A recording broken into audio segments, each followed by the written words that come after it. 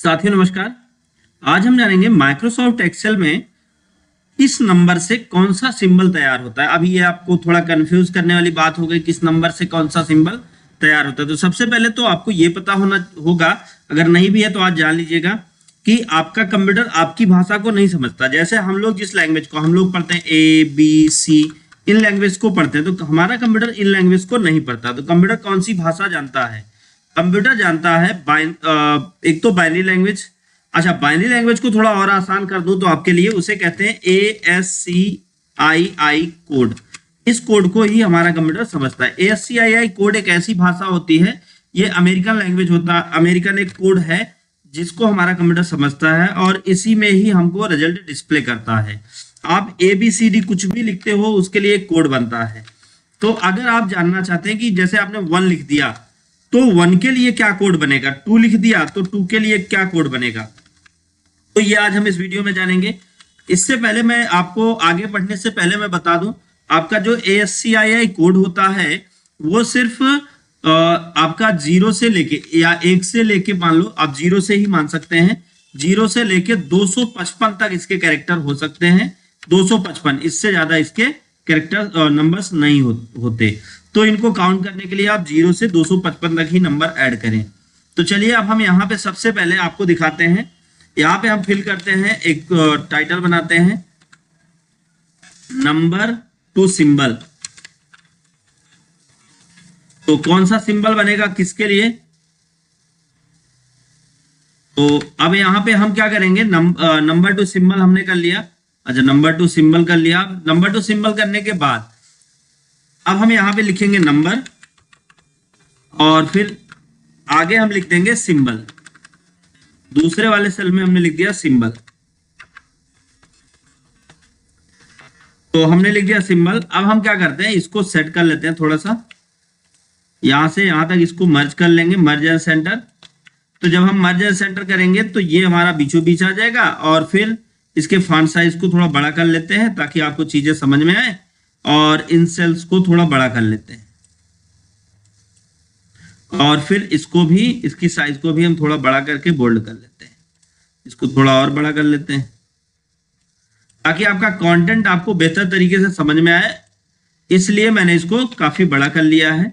और अब हम इसको सेंटर में करते हैं और सेंटर करके जितने भी टेक्स्ट, ये जितने भी सेल हैं इनको हम सेलेक्ट करते हैं। तो चलिए सेलेक्ट कर लिया हमने। 255 तक हमें सेलेक्ट करना है, तो हमने 255 से ज्यादा सेलेक्ट कर लिया है। इसकी फॉन्ट साइज हमने कर दी है लगभग 14 या 16 कर देते हैं, 16, जिससे ये हम जो भी लिखे वो समझ में आए। अब ऊपर से लेके नीचे तक हमें क्या करना है, एक नंबर फिल करना है, जैसे 1 2 3। आप एक तो एक इस तरीके से लिखो 255 तक, काफी टाइम आपका वेस्ट होगा। दूसरा तरीका है, आप लिखो, आप जैसे आपने लिखा 1 2 और 1 2 को सेलेक्ट करके ऐसे आपने ड्रैग कर लिया। 1 2 को सेलेक्ट किया, कॉर्नर में एक बटन है, इस बटन पे क्लिक करके ऐसे पूरा ड्रैग करेंगे तो नंबर ऑटोमेटिक बढ़ता हुआ चला जाएगा। तो जैसे आपने 1 2 को सेलेक्ट करके ऐसे ड्रैग किया तो नंबर ऑटोमेटिक बढ़ता चला जाएगा, लेकिन इसमें भी आपका ज्यादा टाइम लगेगा। तो आज हम एक शॉर्टकट तरीका बताएंगे जिससे आप एक ही क्लिक में या एक बार आप चाहें तो जितना नंबर, जितनी बड़ी संख्या चाहे उतनी बड़ी संख्या टाइप कर सकते हैं। आपको क्या करना है, सेल 1 जिस पे आपने 1 लिखा है उस पे आपको सेल पॉइंटर रख देना है। पहले 1 टाइप कर लेना है, फिर सेल पॉइंटर रख देना है और फिर आपको आ जाना है होम टैब में। यहाँ पे आपको एक ऑप्शन मिलेगा फिल में आके यहाँ पे आपको एक ऑप्शन मिल जाएगा सीरीज। जब हम सीरीज पे क्लिक करेंगे तो अब यहाँ पे आपको इस तरीके से फिल सीरीज का बॉक्स आएगा। क्योंकि आपको जो फिल करना है नंबर वो ऊपर से नीचे के क्रम में करना है, तो कॉलम सेलेक्ट करेंगे। अगर आपको इधर से दाएं से बाएं से दाएं के क्रम में फिल करना होता तो रो करते, तो हमने कॉलम कर लिया। अब स्टेप वैल्यू, आपकी जो वैल्यू शुरू हो कितने से, 1 से शुरू हो, और स्टॉप वैल्यू कहाँ पे रुक जाए, 255 पर आपने कर दिया ओके। तो आप देखिए 1 से लेके 255, 1 से लेके 255 तक यहाँ पे सारे नंबर फिल हो चुके हैं। अब हमने क्या किया, अब हमने सबको सेलेक्ट कर लिया। कीबोर्ड से सेलेक्ट करने का एक आसान सा तरीका है।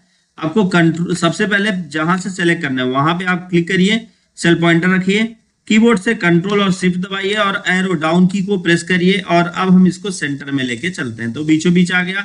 इसी तरीके से हम इस एरिया को भी सेलेक्ट करते हैं और फिर लास्ट तक ले चल के सेंटर कर लेते हैं। अब यहाँ पे हमें क्या करना है, यहाँ पे 1 का सिंबल क्या बनेगा ये निकालना है हमको। तो यहाँ पे हम लिखते हैं एक फार्मूला है, सबसे पहले टाइप करते हैं इक्वल 4 CHAR। तो ये फार्मूला अब कहता है नंबर टाइप करो किसका, जिसका सिंबल आप निकालना चाहते हो। अब फिर ब्रैकेट क्लोज करके आप एंटर कर दो तो इसका सिंबल ये बनेगा।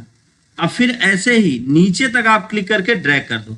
बार बार आपको फार्मूला टाइप नहीं करना पड़ेगा, आपको क्या करना है लास्ट तक यहाँ पे ले चल के इसको ड्रैग कर देना। तो अब किसके लिए क्या सिंबल बना वो आप यहाँ पे देख सकते हैं। 255 के लिए क्या सिंबल बना, इस तरीके से हम एक एक को देख सकते हैं कि किसके लिए कौन सा सिंबल बन रहा है। तो मैं ऊपर तक ऐसे आपको दिखाते हुए चलता हूं, एक एक का आप देखते हुए चलिए आपको क्या सिंबल किस पे मिल जाएगा।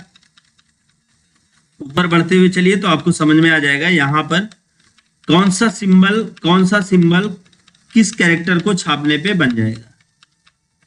तो ये 4 फार्मूला होता है जो आपके सिंबल को यहाँ पे रिप्रेजेंट करता है, जिससे आपको ये भी पता चल जाएगा कि कौन सा फार्मूला किस कैरेक्टर से आएगा। तो यहाँ पे आप अभी हम पहुंचे हैं, देखिए 107, अगर आप लिखते हैं 107 तो उसका क्या बनता है K।